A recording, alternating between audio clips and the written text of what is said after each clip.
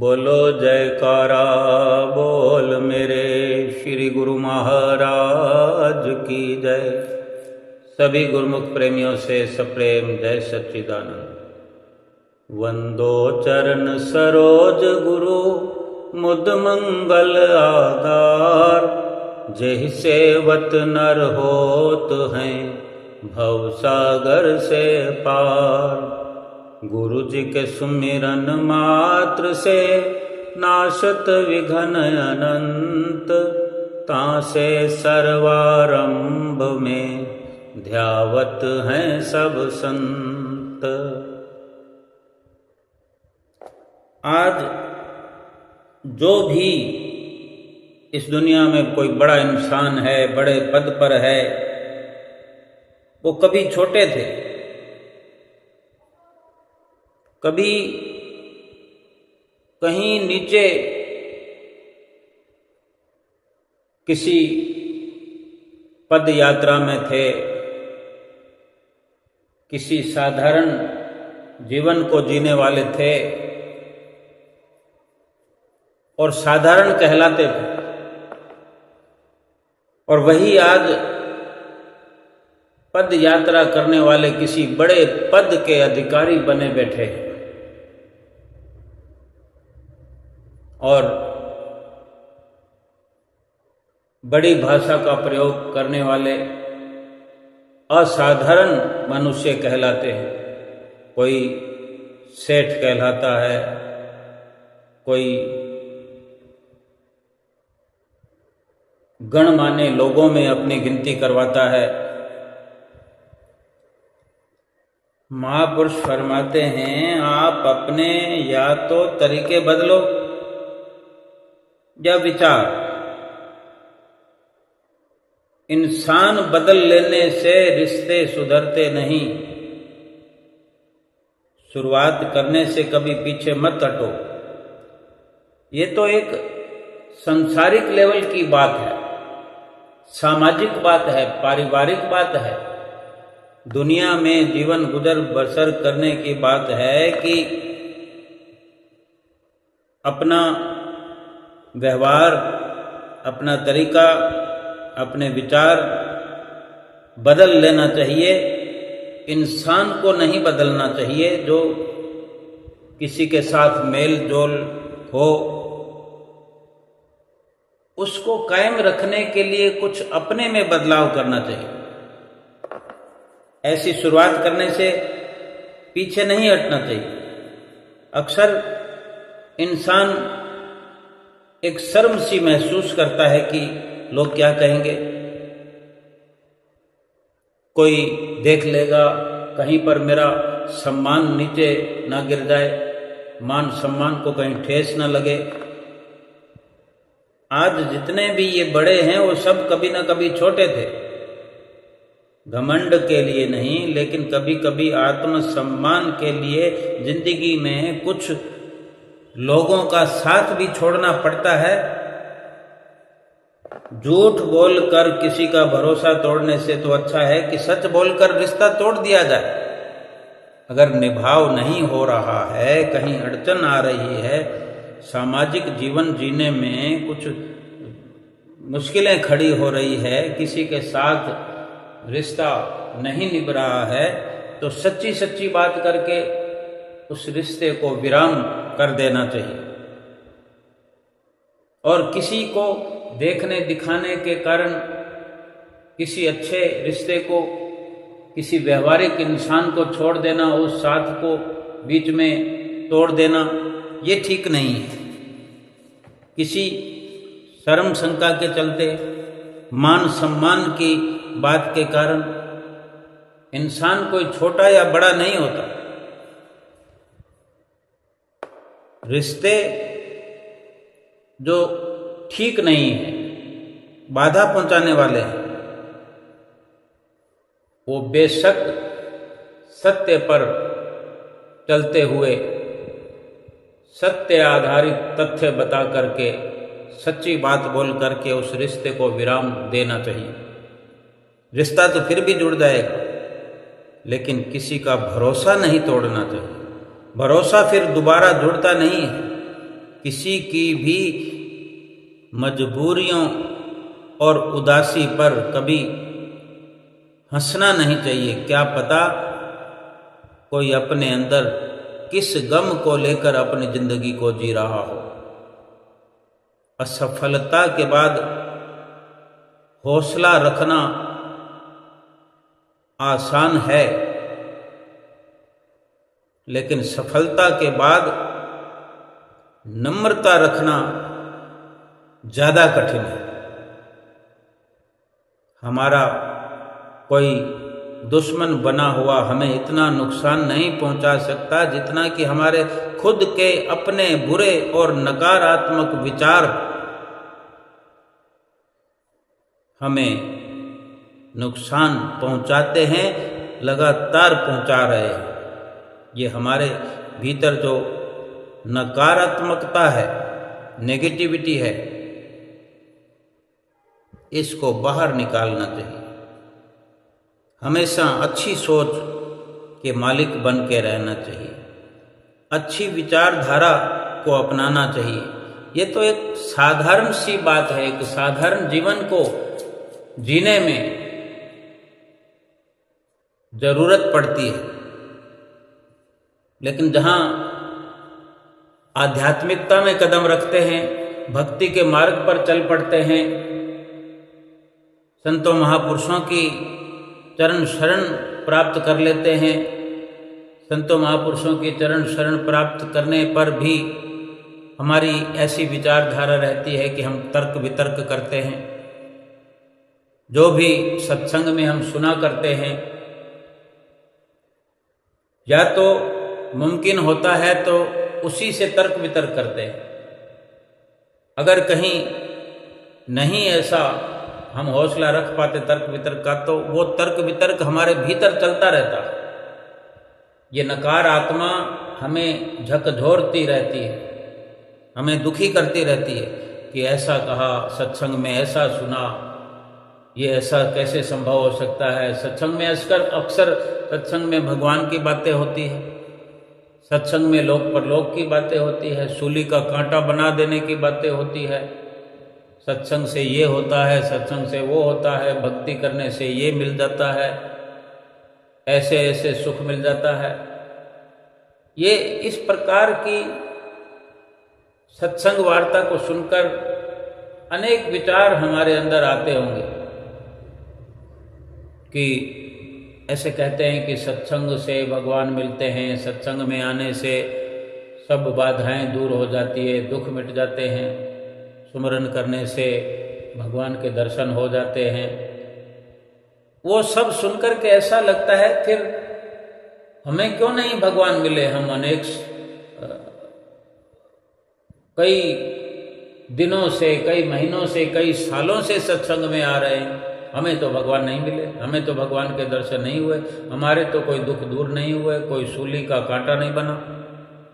यही हमारे अंदर एक प्रकार की नेगेटिविटी चलती रहती है, नकारात्मक विचार हमारे अंदर बढ़ते रहते हैं, क्योंकि हम तुरंत देख लेना चाहते हैं। जो सत्संग में वर्णन होता है, सत्संग में बयां किया जाता है, वो हम हाथों हाथ देख लेना चाहते हैं कि ये हमें उपलब्धि प्राप्त क्यों नहीं होती। बहुत से लोग तो कहते हैं कि भगवान है ही नहीं। लोग कहते हैं यदि वो है तो उनको दिखाओ। भाई कुछ लोग तो मानकर बैठ गए हैं कि भगवान कुछ नहीं है, अगर हैं तो दिखाओ। कुछ लोग ऐसा कहते हैं। उनको दिखाओ कि वो भगवान कैसे हैं, कहाँ हैं, लेकिन भगवान को देखा तो जा सकता है, लेकिन भगवान को दिखाया तो नहीं जा सकता। भगवान को देखने का तरीका तो बताया जा सकता है, लेकिन भगवान को नहीं दिखाया जा सकता। वो अपने आप से, खुद के परिश्रम से, खुद के पुरुषार्थ से ही संभव है। एक बार किसी संत के पास कोई एक जिज्ञासु आया और संत को कहने लगा कि महाराज, तुम भगवान की बात करते रहते हो, भगवान ऐसे मिलते हैं, भगवान ऐसे मिलते हैं, मुझे आप दिखाओ भगवान कहाँ है आपका, है तो फिर मुझे नजर क्यों नहीं आता। तो संत जी ने कहा, भैया संत तो अनुभव की चीज है, भगवान तो अपने अनुभव की चीज है, खुद ही अनुभव किया जा सकता है, महसूस किया जा सकता है, तुम्हें कैसे दिखाऊं। बेशक मैं स्वयं अनुभव कर सकता हूं, मैं देख सकता हूं, मेरे भजन करने से, मेरे सुमरन करने से प्रसन्न होकर वो मुझे अपनी झलक दिखाते हैं, पर मैं तुम्हें कैसे दिखाऊं, ये संभव नहीं है। अगर मेरे भजन करने से, सुमरन करने से, सत्संग करने से मुझे झलक दिखा सकते हैं तो ये एक तरीका हुआ, ये एक प्रकार की साधना हुई। तुम भी करो, तुम पर भी अगर उनकी प्रसन्नता उतरेगी तो तुम्हें भी अवश्य दर्शन होंगे। तो इस प्रकार संतों के वचन उस जिज्ञासु को अच्छे नहीं लगे। हमेशा ही जब वो सत्संग सुनता था तो ये बातें उसके मन में रहती थी, और आज जब वो तर्क वितर्क करते हुए वार्ता करने लगा तो फिर इस प्रकार के वचन भी उसे अच्छे नहीं लगे। उसने जिद करते हुए संत जी को कहा कि मुझे ये सब बातें ज्ञान वाली मत सुनाओ, ये बातें तो बहुत सुनी है मैंने, आपसे भी सुनी है, औरों से भी सुनी है, अब तुम दिखा सकते हो तो भगवान दिखाओ तुम्हारा कहाँ है। संतों ने उसे बहुत समझाया, भजन सुमरन की साधना की बात बताई, भक्ति की बात बताई, सत्संग की बात बताई, पर उसको कुछ समझ आता ही नहीं। वो बार बार कहता है कि तुम मुझे अपना भगवान दिखाओ, कहाँ है तुम्हारा भगवान, मुझे दिखाओ, मुझे क्यों नहीं दिखा सकते, मुझे क्यों नहीं दिखता, तुम्हें दिखता है तो मुझे क्यों नहीं दिखता। और इसी प्रकार वो जब नहीं माना, संतों महापुरुषों के पास अनेक युक्तियां होती हैं, अनेक तरीके होते हैं, अनेक उदाहरण होते हैं। अगर कोई संतों महापुरुषों की बात को मानता है, उनके वचनों को मानता है तो सफल होता है, लेकिन तर्क वितर्क करने से भी जब वो बाज नहीं आते तो इसका भी तोड़ संतों महापुरुषों के पास होता है। जब किसी प्रकार वो नहीं माना तो संतों ने अपने पास पड़ी हुई एक लाठी उठाई और जोर से उसके पैर पर दे मारी। जितनी जोर से लाठी पड़ी उतने ही असर से जो दर्द हुआ वो जोर से चिल्लाने लगा, तड़फ उठा दर्द से, क्योंकि लाठी टिका के मारी थी कि असर होना चाहिए।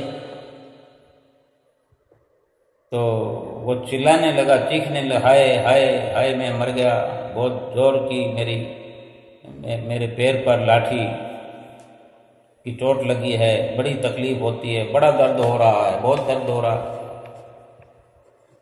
जब उसने ये चीखना चिल्लाना और दर्द की बात बार बार की तो संत जी फिर हंसने लगे। उसको हंसते हुए पूछने लगे कि दिखाओ दिखाओ कहाँ है तुम्हारा दर्द, दिखाओ मुझे तुम्हारा कहाँ दर्द है। दर्द दर्द कह रहे हो कि बहुत दर्द हो रहा है, दर्द हो रहा है, कहाँ दर्द हो रहा है दिखाओ। अब कोई खून तो बह नहीं रहा था, जख्म तो हुआ नहीं, चोट जरूर लगी। अब वो दर्द दर्द जो अपनी भाषा में उच्चारण कर रहा है, तो संतों ने भी कह दिया दिखाओ कहाँ हो रहा दर्द, कैसा दर्द, मुझे भी दिखाओ। तो वो जिज्ञासु कहता है कि अब वो दुखी तो हो ही रहा था, पीड़ा में तो था ही,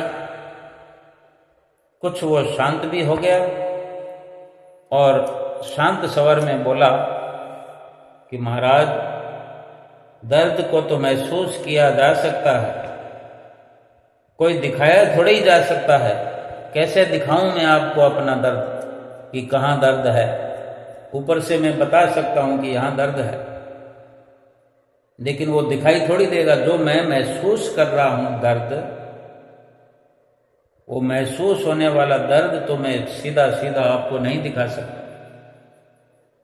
मेरे कहने मात्र से, मेरे इशारे से जो आप महसूस कर सकते हो, जो फीलिंग आप में आ रही हो, आप उतना ही अनुभव कर सकते हैं, लेकिन मैं कुछ दिखा नहीं सकता। तब संतों ने कहा, फिर हंस करके कहा कि अरे पागल, जैसे तुम्हारा दर्द तुम महसूस कर सकते हो लेकिन मुझे नहीं दिखा सकते, ऐसे ही जिन परमात्मा को महसूस मैं कर सकता हूं, तुम भी कर सकते हो, लेकिन मैं तुम्हें दिखा नहीं सकता। उसको देखा तो जा सकता है, लेकिन दिखाया नहीं जा सकता। उसका दर्शन किया जा सकता है कि जिस पर वो स्वयं कृपा कर दे, उसी को उनका दर्शन हो सकता है, हो जाता है। जब इतने युक्तियां संत महापुरुष बताते हैं, समझाते हैं भगवान के दर्शन होने की, भगवान को अपने अंग संग महसूस करने की, जो तर्क वितर्क छोड़ करके जो अपने आप को हवाले सतगुरु के कर देता है, जो उनके हवाले हो जाता है, तो फिर एक ना एक दिन वही अनुभव उस प्राणी का, उस जीव का खुल जाता है, जो संतों को अनुभव होता है, जो संतों को महसूस होता है। वही का वही दर्शन हर उस गुरुमुख को, हर उस जीव को हो जाता है जिसने अपने आप को सुपुर्द कर दिया होता है, जिसने अपने आप को समर्पित कर दिया होता है, किसी भी प्रकार का तर्क वितर्क न करते हुए केवल अपने आप को हवाले कर दिया होता है। जैसे लकड़ी को सुधारने के लिए, संवारने के लिए, सुंदर बनाने के लिए बढ़ई है, सुथार है, कारपेंटर है, कैसे टेढ़ी मेढ़ी आड़ी तिरछी भद्द सूरत सी लकड़ी को कैसे सुंदर बना देता है बढ़ई। अपने कारखाने में यही तो कार्य उसका रात दिन चलता है कि जो भी लकड़ी उसके हाथ में आती है, किसी न किसी प्रकार के उपयोग में उसको लेकर के उसको संवार देता है, उसका एक प्रकार से श्रृंगार कर देता है, औजारों से, साधना से उसको साधते साधते, क्योंकि वो लकड़ी उस बढ़ई के सुपुर्द हो गई, बढ़ई के हवाले हो गई, तो अवश्य ही उसमें तब्दीली आती है, उसमें सुधार आ जाता है, उसमें सुंदरता आ जाती है। लकड़ी को बढ़ई संवारता सुधारता है, सोने को सुनार है सुधारने के लिए, संवारने के लिए, सुंदर बनाने के लिए, कुंदन बनाने के लिए, किसी के गले का हार बन जाए, अपने गले में तभी सजा के रखा जाता है सोने को कि उसमें कोई सुंदरता हो। ऐसे ही थोड़ी कोई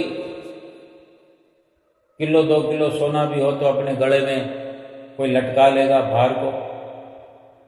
बस थोड़ी सी वजन की चेन हो, नेकलेस हो, चमचमाता हुआ, घड़ाई किया हुआ सुनार का सुंदर सा गहना गले में चमकता है। कपड़े को दर्जी संवारता है, कैसे थान पड़ा हुआ होता है, कैसे एक सीधे सादे कपड़े की शक्ल में होता है।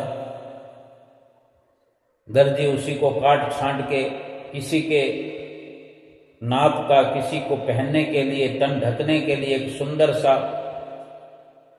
पहनने वाला कपड़ा बना दिया। तन तो ढकता ही है, तन तो यूं भी ढक जाता है।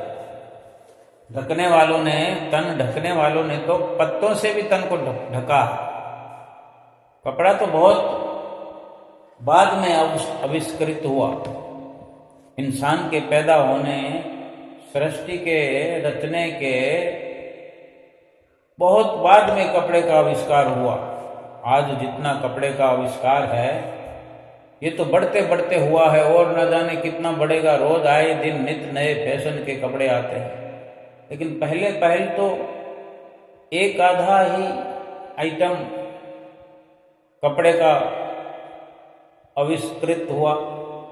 खादी जैसे, लट्ठा जैसा, डोटी जैसा। आज तो इतने नाम हैं जैसे इंसानों के नाम हैं। पहले इंसानों के नाम भी गिनती के थे।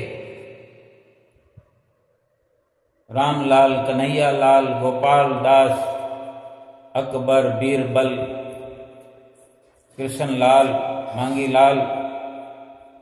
आजकल तो ऐसे ऐसे नाम हैं 2 अक्षरों के। पहले पूरा नाम आदर से लिया करते थे, आदर से सुना करते थे। आज तो जाने, अब ये रोज नित नए आविष्कार हर चीज के हो सकते हैं।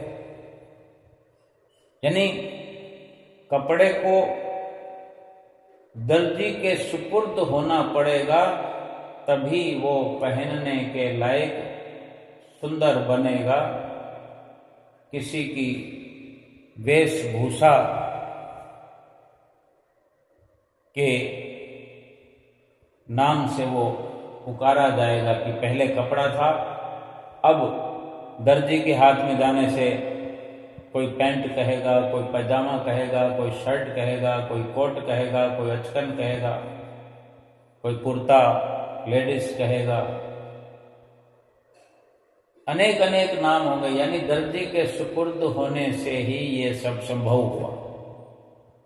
ऐसे ही जमीन पर जो बाग बगीचे हैं, हरियाली है, फूल लगे हुए हैं, अनेक तरह के फूल लगे हुए हैं, ये संवारना सजाना माली का काम है। बगीचे को माली ही सुंदरता दे सकता है।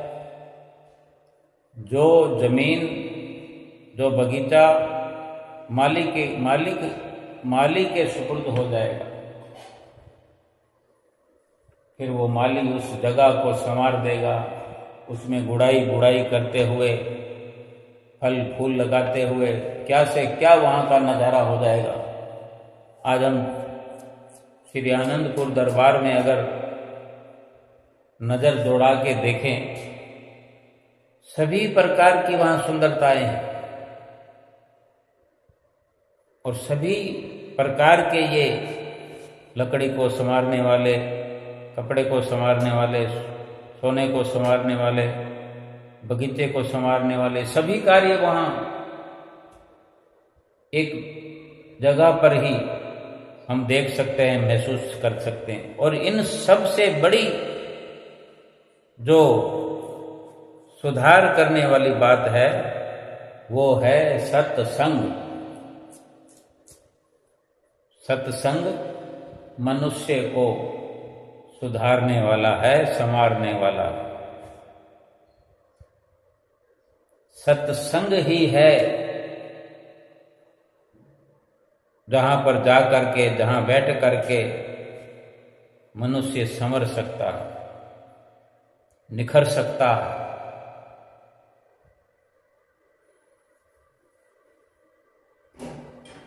मिट्टी से जो मटका या घड़ा बनता है, ये कुम्हार संवार सकता है, कुम्हार बना सकता है। यूं फिर मिट्टी की क्या बिसात है, लेकिन उसी नीचे पड़ी हुई, निढाल पड़ी हुई मिट्टी को कुम्हार अपने अंडर में लेकर के, अपनी शरण में लेकर के, अपनी छत्र छाया में लेकर के प्रयास करता है, पुरुषार्थ करता है, तो कई शक्लें देता है मिट्टी को, जिसमें एक शक्ल है मटके की, घड़े की। मटके या घड़े बनाने के लिए उसके भीतर हाथ भी रखना पड़ता है, बाहर से चोट भी लगानी पड़ती है। हर उस वस्तु को जिसको संवारा जाना है, उसको चोट तो सहनी पड़ती है। कपड़े को कैंची की कटिंग बर्दाश्त करनी पड़ती है। सोने को छोटी छोटी छेनी हथौड़ी से सुधारना, आग की तपन से गुजरना, लकड़ी को भी कटाई, छिलाई, इन सब से गुजरना पड़ता है। बगीचे को भी माली इस प्रकार खुरपी से उथल पुथल मचा करके जमीन को उपजाऊ बनाता है, फिर वहाँ पर पेड़ पौधे लगाता है। पेड़ पौधों को शुरू में वहाँ पर लगने के लिए काफ़ी मशक्क़त करनी पड़ती है। सभी पौधे लग नहीं जाते, बहुत से मुरझा जाते हैं, लेकिन जो अपनी हिम्मत को बरकरार रखता है वो अपनी जड़ें मजबूत कर लेता है। और मटका बनते वक्त चोट लगती है बाहर से, और भीतर चोट की दूसरी तरफ वो कुम्हार अपना हाथ साथ साथ रखता जाता है। ऐसे एक साधारण इंसान से महान बनने के लिए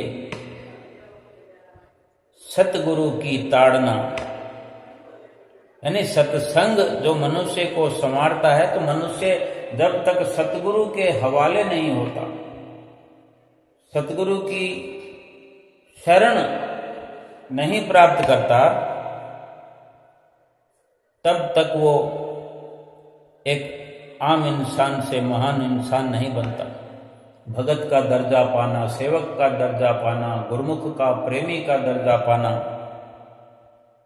ये भी उसी प्रकार है कि सतगुरु की ताड़ना और प्रेम दोनों की जरूरत है। सतगुरु के प्रेम को भी पाना है, सतगुरु की ताड़ना को भी स्वीकार करना है, और जो जमा रहता है, टिका रहता है, एकाग्र भाव से जो झुक करके स्थिर होकर रहता है, वो महान हो जाता है। गुरुमुख गुरु मति पर चलकर सच्ची स्वतंत्रता प्राप्त करता है। आम इंसान सोचता है कि मैं तो स्वयं स्वतंत्र हूं, मैं किसी की बंदिश में क्यों आऊं, किसी की गुलामी में क्यों आऊं, किसी की रहनुमाई पर क्यों चलूं, रहनुमाई में। वो अपनी मन मति पर चलते हुए मन का गुलाम बना रहता है, जबकि वो स्वयं विचार करता है कि मैं आज़ाद हूं। एक गुरुमुख की सोच उस आम इंसान से बिल्कुल उलट है। गुरुमुख अपने सतगुरु की मति पर चल करके समझता है कि मैं सारे संसार से स्वतंत्र हो गया हूं। एक सतगुरु की मति को ही तो अपनाना है। अपनी मन की मति को छोड़ करके गुरु मति को धारण कर लेने से फिर उसका चहुमुखी विकास होता है, क्या अंदर क्या बाहर। क्या विचारों में, क्या सोच में, क्या भक्ति की राह पर चलने में। चारों तरफ उसके अंदर क्या बाहर का हरियाली ही हरियाली हो जाती है। हर इंसान की अपनी योग्यता ही उस इंसान को ऊंचे या नीचे आसन पर बिठाती है, ऊंचे या नीचे पद पर पहुंचाती है। और अपने किए हुए सकाम कर्म हो, निष्काम कर्म हो, अपने बोए हुए, अपने किए हुए कर्म ही फिर फलीभूत होते हैं। फसल उगती है अपने ही किए हुए कर्मों की। आम बोओगे तो कीकर नहीं हो सकता, और बबूल नहीं हो सकता। ना कीकर वाले ना बबूल वाले कांटे आम बोने से तो उगेंगे नहीं। और कीकर या बबूल बोओगे, आक बोओगे, तो फिर आम का फल तो कभी प्राप्त हो नहीं सकता। यानी भलाई करोगे तो भला होगा, बुराई करोगे तो बुरा होगा। भक्ति करोगे, सत्संग करोगे तो भगवान मिलेगा ही। भक्ति करने से ही भगवान मिलते हैं। सत्संग करने से, सत्य का संग करने से ही भगवान स्वमेव मिलते हैं। सत्संग में ही, सत्य का संग करने में ही भगवान, जैसे कि सत्य में समाये हुए सत्य स्वरूप हैं भगवान। जो इंसान अपने गुरुदेव की, अपने सतगुरु की आज्ञा को शीश पर धारण करता है कि मेरे सतगुरु जो वचन करते हैं इसी में सब सुख भरा हुआ है, इसी में जीवन की, इस लोक की सफलता है और इसी में परलोक की भी सफलता प्राप्त होने वाली। ऐसा भाव बना करके जो सतगुरु की संगत में आगे बढ़ता रहता है, एक दिन वो अपने घट में सतगुरु के दर्शन प्राप्त कर लेता है। लेकिन सत्संग से जुड़ता वही है, सत्संग से वही जुड़ पाता है जो दिल और आत्मा से सब कुछ भूल कर मन से अपने आप को सतगुरु से जोड़ने का प्रयास करते हैं। अगर दिल से रिश्ता न बनाया हो तो यूं तो सत्संग में हजारों लोग होते हैं, लाखों लोग होते हैं, सब जुड़े हुए थोड़े ही होते हैं। जिनका जुड़ाव दिल से है, आत्मा से, जिसने सत्संग को आत्मा की खुराक समझा है, वो सत्संग को सीधा आत्मा से जोड़ देते हैं। सत्संग बेशक कानों से प्रवेश करता है, लेकिन चित्त वृत्तियां जो हैं वो संसार से हटी हुई है। संसार की रचना चित्त वृत्तियों में नहीं है, और चित्त वृत्तियां संसार की रचना में नहीं है। अलग होकर के चित्त वृत्तियां जो हैं सत्संग का रसपान करने में लगी होती हैं कि जब सीधा संबंध सत्संग का आत्मा से हो जाता है, मन से हो जाता है। मन जब संसार की रहनुमाई छोड़ करके, संसार का लगाव छोड़ करके सत्संग में जुड़ जाता है, वही सतगुरु से, सत्संग से, सुमरन से जुड़ने में सफल होते हैं। अपने आप को गुरु महाराज जी से जोड़ने का जो इस प्रकार प्रयास करते हैं, और यही सत्संग ऐसा जरिया है जो पिछले हजारों लाखों करोड़ों जन्मों के पाप कर्मों को काटने का जरिया है। यही सत्य का संग। ऐसे ही सिमरन है। सिमरन की अनुभूति वही कर सकता है जो दिल से अपने परमपिता परमेश्वर का सुमरन करता है। सुमरन का आनंद वही ले सकता है जो नित्य नेम से अपनी आत्मा को सिमरन का भोजन कराता है। ऐसे ही सेवा है। सेवा जहां इसे खुशी से किया जाए, जो सेवा को खुशी से करते हैं।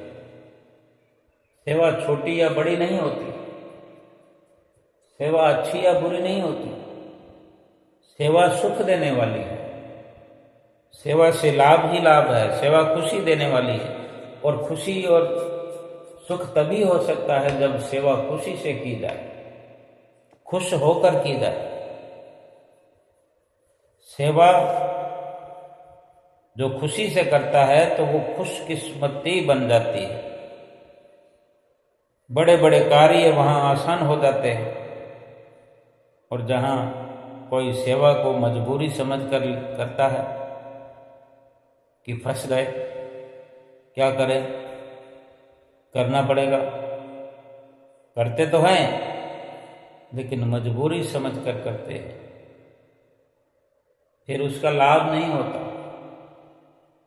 वो हल्की से हल्की सेवा भी ऐसे बोझ के समान लगती है। सोचो, जो सेवा करते हुए भी अगर बोझ के समान लगेगी तो फिर सेवा का असर क्या होगा? सेवा का लाभ कैसे हम अनुभव करेंगे? सेवा का लाभ तभी है जब सेवा भारी से भारी भी अगर मिल जाए तो हल्के से हल्का हम अनुभव करें।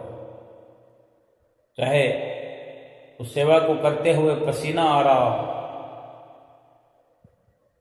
पसीने की बूंदें टपाटप करती हों, लेकिन हम अपनी सोच के अनुसार, अपने विचार के अनुसार अपने मन को भला चंगा बना करके, मन भला चंगा तभी होता है जब मन लवलीन होता है जिस कार्य में।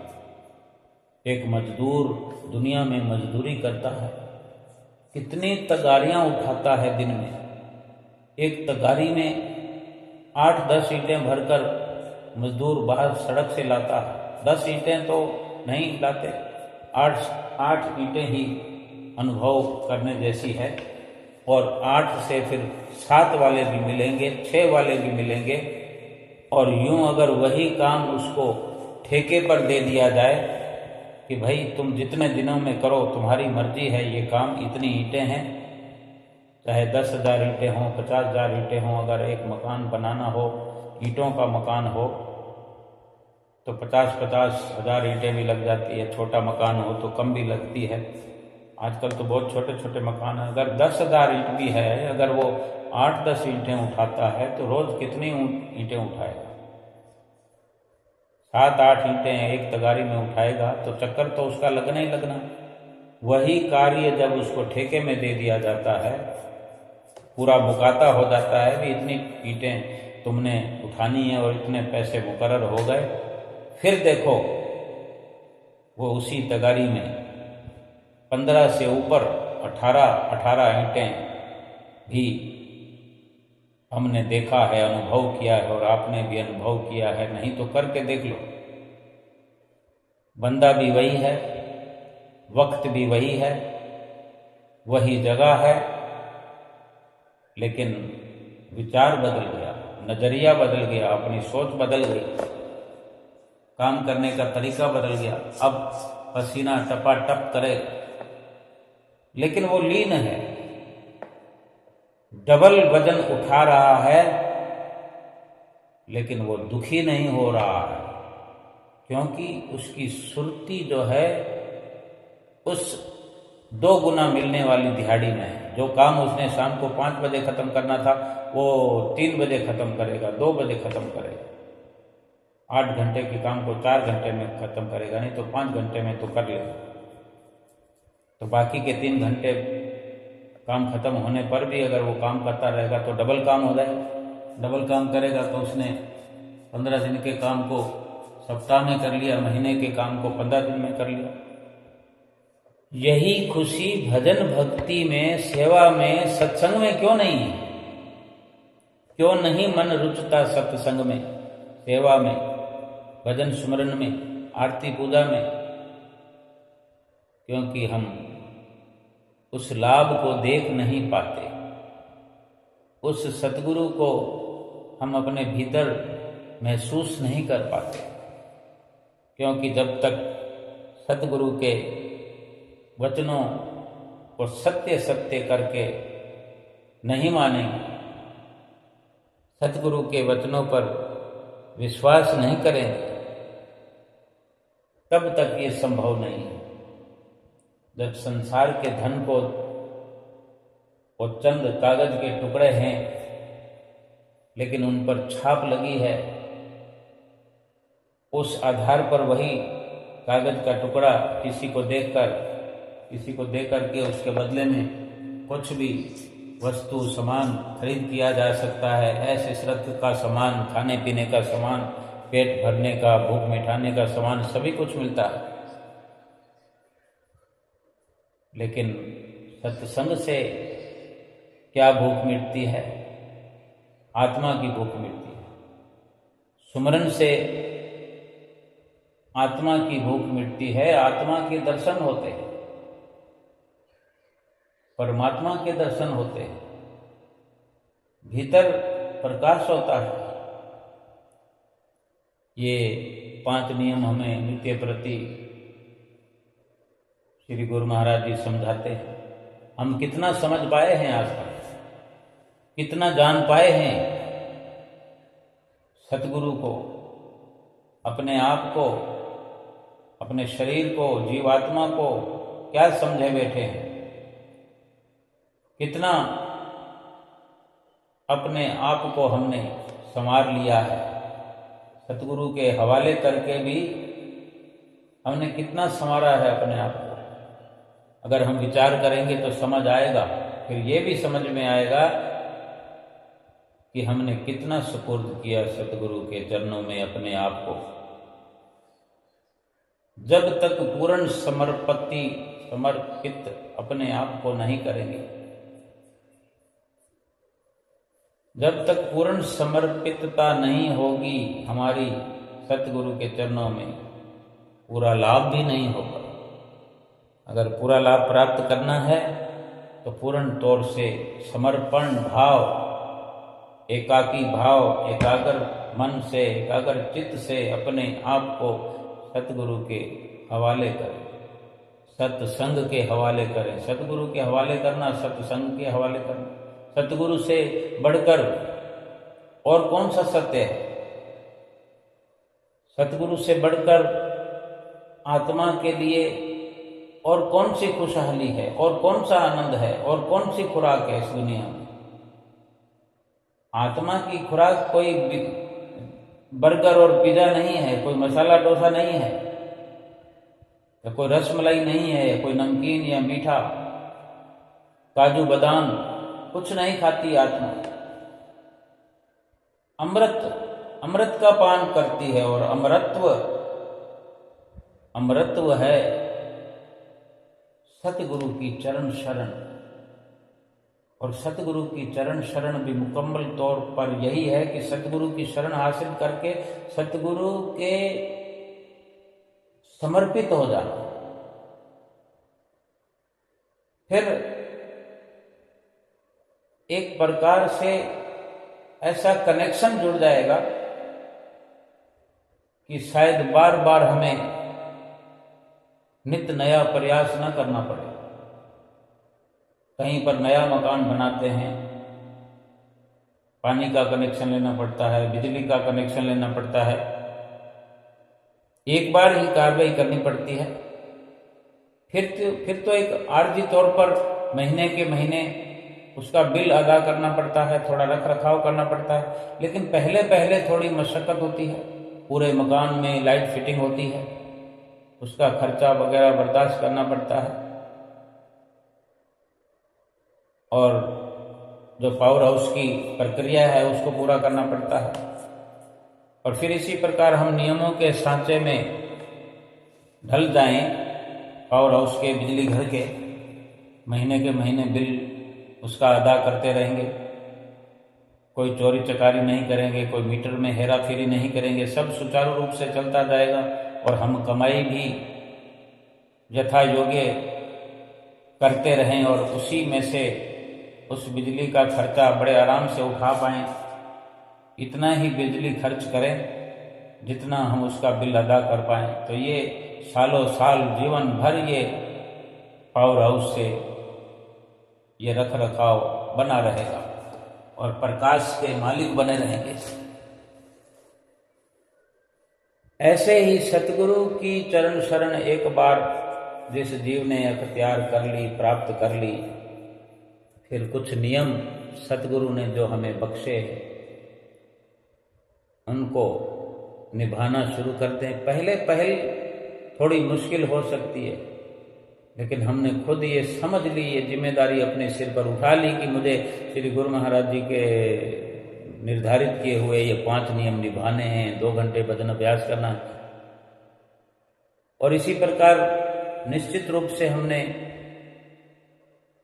सांचे में अपने आप को ढाल देना है। तो फिर रोज अभ्यास करते हुए हम हल्के फुल्के होते करत अभ्यास के जड़मति होत सुदान, रसरी आवत जात ते सिल पर पड़त निशान। महापुरुष फरमाते हैं कि करत अभ्यास के जड़मति होत सुदान, यानी अभ्यास करते करते जो जड़ वस्तु है वो भी सजग हो जाती है। जड़ वस्तु एक पत्थर जैसे कुएं में बाल्टी रस्से से बंधी हुई जाती है कि रसरी आवत जात ते सिल पर पड़त निशान।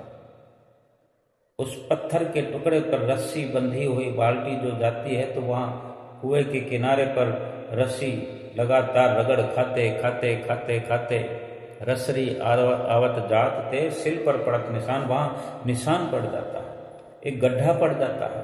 पहले जब नया कुआं होता है तो वो पत्थर नया लगा होता है, बाल्टी जब रस्से के साथ जाती है तो ऊपर रस्से पर वो फिरकी में जो रस्सा होता है वो वहां तो है, ठीक चलता है, लेकिन पत्थर पर रस्सी कभी इधर हो जाती है, कभी उधर हो जाती है, क्योंकि इतनी बड़ी रस्सी है, बाल्टी लटकी हुई है।